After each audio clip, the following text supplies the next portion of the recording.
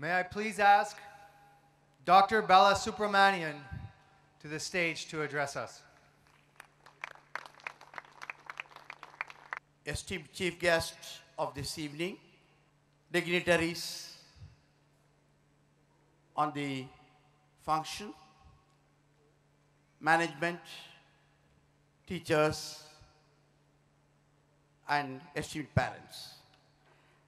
I'm indeed grateful to the management for having invited me on this very momentous occasion on the foundation of the Ambassador Education. As a person who has been concerned with the school education for the last 40 years, I've been introspecting over the kind of education, the quality of education that we need at this particular present point of time. My memory goes back to a famous statement by Rabindranath Tagore, who said, "Every child comes with a message that God is not a disappointed of man. The future of the humanity lies in the hands of children, and therefore it's a responsibility of the present generation to give the kind of mental, emotional, and the hands-on skill to the students so that they can shape the future." So what kind of a school we need at this particular point of time, and what should the schools be doing at this particular environment?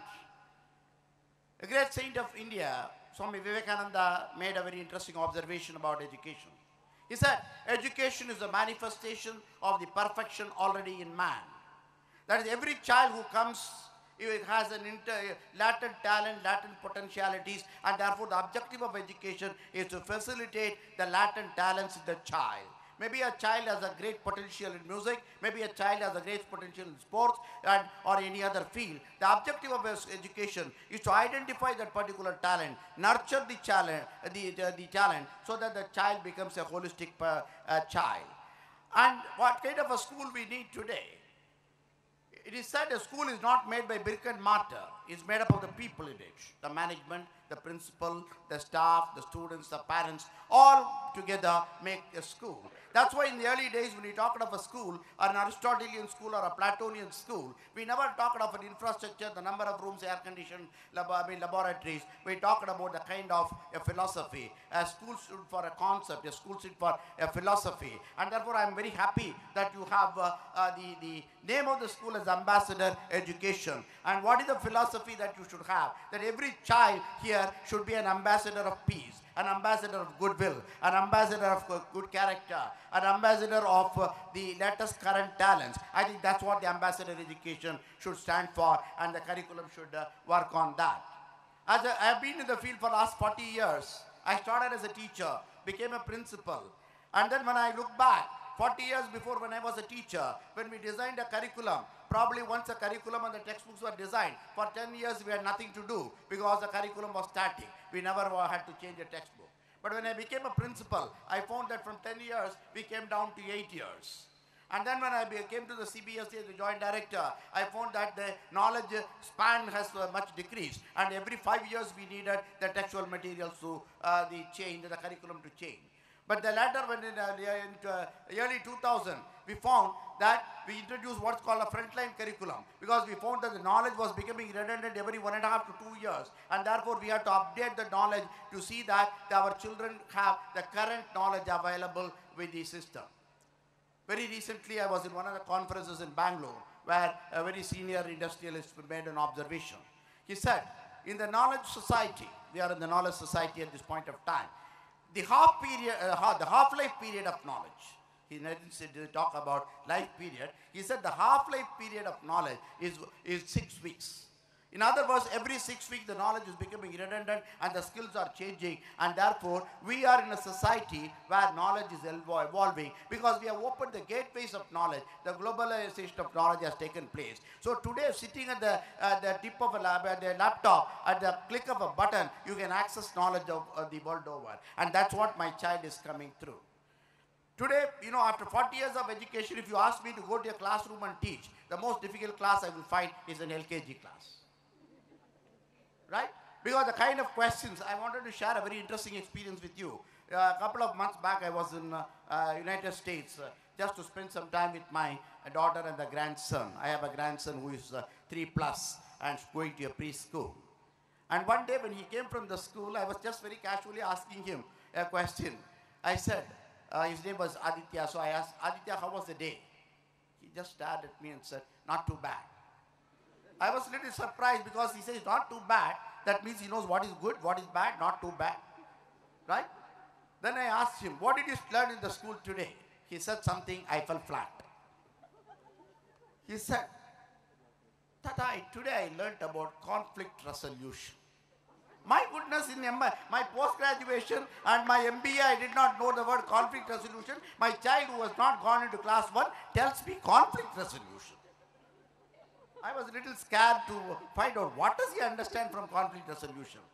I said, what did you learn in conflict resolution? He said, Tata, you know, I had a problem with one of my girlfriends in the class. I said something, she didn't like it. She shouted and I shouted back. She started crying. She went and reported to the teacher. And the teacher called both of us and said, you seem to have a conflict. Please sit down here. We need to resolve this conflict. First, let her speak for 2 minutes. You listen. And then she will speak for 2 minutes. You listen. And we will find out what is the problem between both of you and resolve. We call it conflict resolution. Friends, I am scared what I am going to teach my children when they come to higher class. Remember, 3 things are happening today. We are entering into a world of age of uncertainty. When I was a student, my father used to say that you should become an engineer, doctor, chartered accountant. But I really don't know what should I tell my grandchild, because the kind of jobs that you are going to get are absolutely different. We are entering into an age of uncertainty, first challenge. The second challenge, we are entering into an age of competition. At one point of time, my principals used to come and tell me, Mr. Bala, students don't come for class 11 and 12. Why? They are going for FITZI coaching. Then they said, sir, 9th class children are not stopped coming. They are not doing the homework. Why? They are going for a FITZI coaching.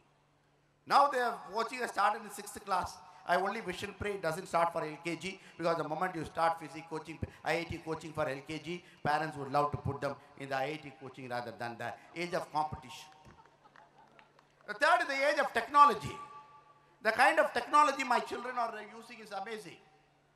I went to one of my friend's house for a lunch. I was sharing with the teachers last time when I met. I went to one of my friend's house where I was having a dinner. I just kept my mobile on the table and I was talking to him. His daughter was studying in class 2. She came around and she picked up the mobile and started meddling. The mother said, Bete, please don't meddle with the uncle's mobile. She said, Mummy, I am not meddling with the mobile. I am only seeing what songs uncle has downloaded. She tried for a minute, she couldn't get anything. She came to me and said, Uncle, you don't have any songs? I said, no. Why? You don't know how to download a song? Honestly, I don't know how to download a song. My MA, MSc has not taught me that. The mother understood the embarrassment. She said, please keep the phone down. And she went round for after 2 minutes, she came back and said, Uncle, if you don't mind, can I download some songs for you? I said, how will you do that? I will transfer it from my father's mobile through Bluetooth. I know only white and grey tooth. She knows the Bluetooth also. That makes a world of difference between me and my child. The challenge for my teachers is that's why my teachers are co-learners. The point is that all that we have learned in post-graduation is absolutely not going to be useful. We learn along with the children. So, ladies and gentlemen, the kind of education that you have today is very challenging. One of the basic observations that the social psychologists point out today is that 90% of all learning is informal. Only 10% is formal. So the kind of transaction of curriculum in school is going to contribute to only 10% of what your children will gain. So the role of a school is how do you synergize the informal learning with the formal learning so that there is a holistic development that happens today.